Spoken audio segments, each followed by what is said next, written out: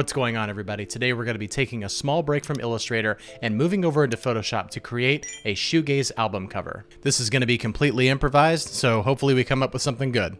Alright, so if you haven't seen this website before, it's called pexels.com, and it's one of my favorite sources for finding free photos on the internet. You can use these photos for whatever you want, so it's really cool.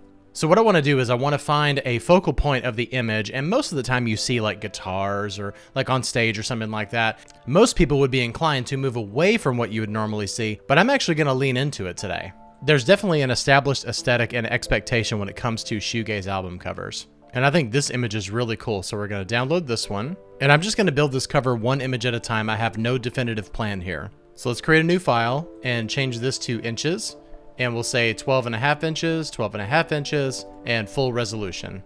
And we'll just paste this image into here. So let's set the composition of what I want. I want this a little bit over to the right, looking good. All right, so this is gonna be the main image that we're gonna be using for this album cover, and I like this composition, so I'm gonna go ahead and flatten the image. And we have to do a few different things to this because this image is very clear and we don't want that. We definitely want it to be kind of a faint image of a guitar, and we can certainly do that by piling things on top of it, but I want to do something purely in Photoshop before we add any kind of overlays to it. So I'm just going to play around. I'm going to go over here to blur and motion blur, and let's just kind of play around with some settings here. How high can you go before you don't even see that this is a guitar anymore? That's kind of what we're looking for. I think that's pretty abstract right there, and the guitar is already at a somewhat 45-degree angle, so setting this motion blur to a 45-degree angle definitely helps in maintaining the image of the guitar. But don't ever be afraid to play around with stuff. What if you did like a -24 or -25 or something like that? If we were to go with this angle, we need to find that perfect point between knowing what you're looking at and not quite knowing what you're looking at, but still, if you look at it for long enough,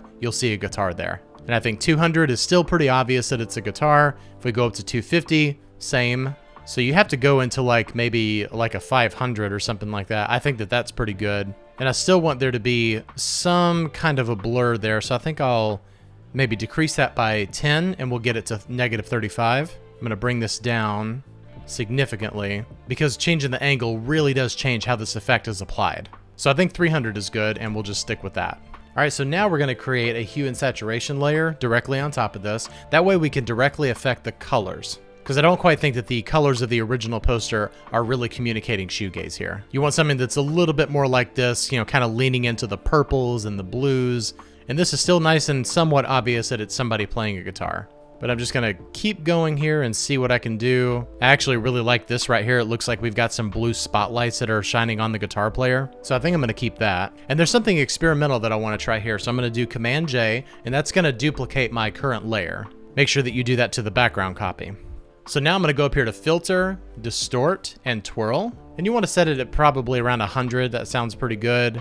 And it looks kind of crazy right now, but what we're gonna do is we're gonna change the blending mode to something like screen, and then maybe bring it down to about 50% or so. So now we're really getting into more abstract type of imagery here. And I'm gonna rotate this 90 degrees and then bring it down another 25% or so. That's looking good. Let's see what it looks like without it. Okay, that's cool. So now by using the image that we've had this whole time, we've been able to add some effects here without using any other images. And what I'm gonna do here is I'm gonna bring this up to the top, and our original hue and saturation is only going to affect this image down here. So I'm going to add another hue and saturation layer, and I'm going to clip it to just our copy. So we're going to select both of these and hold either Option or Alt on your keyboard and just click in between there. So now this new hue and saturation layer is only affecting our new effect. Try saying that 10 times fast. So now we can just kind of play around with this, and it's only affecting that top layer up there. And I like kind of bringing in these purples and reds and oranges. That's pretty cool. Okay, so now let's say that you want to add another layer on top of this that affects the lighting. Well, it's actually very simple to do. What we're going to do is we're going to add a curves layer, and this is going to be at the very top. And from the left side to the right side, this is showing where all of your shadows and highlights are. So if we bring this up here, we're really going to bring up a lot of those shadows. And then if we curve this right here, that's going to give us a lot of contrast. And if you get into something like this, then you're getting into really abstract imagery and not exactly what I'm trying to do here. So I want to probably keep it around here. You want to make sure that you keep a really nice balance.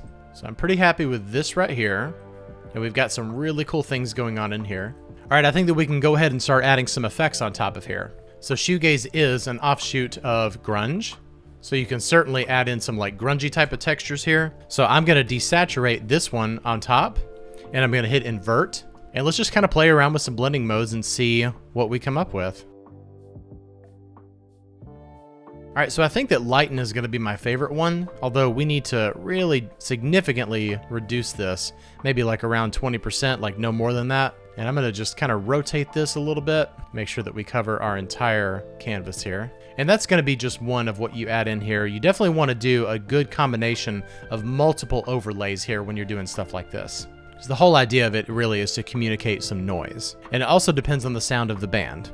Just by turning on and off this layer, you can really see how it affects all of the artwork underneath. This might be an interesting thing to add in here, just some little grungy type clouds. And we don't necessarily need to communicate this as clouds, but we can use this to affect the rest of the artwork underneath. So as you can see, you could do something like this, or you can have the clouds be the main focus by using the lighten layer. But there's really no point in that considering the work that we've done here. All right, I really like overlay a lot. That's looking really cool. Divide is also looking really cool, and that is giving us some really nice abstract imagery here. And this is one of those things where if you were to keep looking for a long time, you would eventually see the guitar there. But I think at this point, we're starting to lose that image. So I think I'm gonna stick with overlay here. I really like that a lot. And I'm gonna desaturate these clouds because it's getting a little bit too vibrant. And everything is blending really well here, except for our original grunge layer. It's just kind of sticking out a little bit too much. So I think I'm just gonna bring it down to about 10%, and that'll give it a nice faint look in the background there. All right, this is looking really good, but I think what I'm gonna do overall is play around with some of the colors and see if I can get the saturation down a little bit. I think that there's just a little bit too much contrast here. I'd like it to be just a little bit softer. And I also wanna find a nice abstract image to lay on top of this, just to kind of finalize it.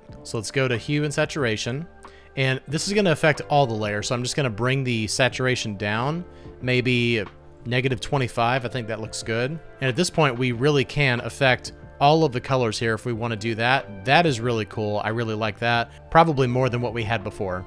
But I always want to go through all of my options, but I think -60 is looking really good. This is also looking really good, this +80 right here. So let's see which one I like better. I think I like this one better. All right, so we're back here at Pexels, and now let's look at some abstract imagery. That's looking really cool. I like this one. All right, so we'll click on the top layer and just add it to the very top right here. And I want all of these abstract colors to fill in the entire canvas. So let's do this thing right here where we go kind of all the way up to the top. That's sitting in a good spot right there. So we will just kind of play around with some blending modes. I think overlay is probably going to work best. We've got some dark areas down here, so I think I'm going to softly remove some of those with an eraser. So I'm going to go to my eraser, turn the hardness all the way down to 0 and the flow at probably 20%, and just kind of erase in these areas right here to bring some of those lighter areas back. And I just noticed this, I'm not a big fan of this horizontal line that's going across here. So let's make sure we select the right layer, and now we'll do a content aware fill, and it'll just take care of that line for us. All right, this is looking awesome, and now we need to add some text on here. I've already done My Bloody Valentine, I've done Astro Bright. I think that Love's Lies Crushing is probably a good choice for this. The last studio album came out in 2020, so come on, Scott. And I've really been into Futura a whole lot lately, so I'm gonna just use that. And I'd like a lot of tracking on this. All right, that's looking good, so we'll copy and paste that into Photoshop. And I always paste as a smart object. That's pretty cool. I really like how it spans the whole width of this. And let's do a color overlay of almost white. But we definitely want some of those effects to show up here. I think I'll place the name here like in an area where it's going to be seen the easiest. And I might add just like a nice subtle drop shadow here just to help reinforce the name. All right, looking good. Here is our new Love's Lies Crushing album that is fake. It would be awesome if Scott decided to use this for his next project. Wink. A guy can hope, right? But I really had fun with this. I hope I taught you something in Photoshop today. Really just go in and play around, blend photos, try this, try that. That's the best and easiest way to learn Photoshop. Just poke around and see what things do. All right, well, thank you so much for designing with me today. If you like this video, please hit like and subscribe and click the bell for notifications to be notified of all future videos. Thank you so much for watching and subscribing, and I'll see you next time. Bye-bye.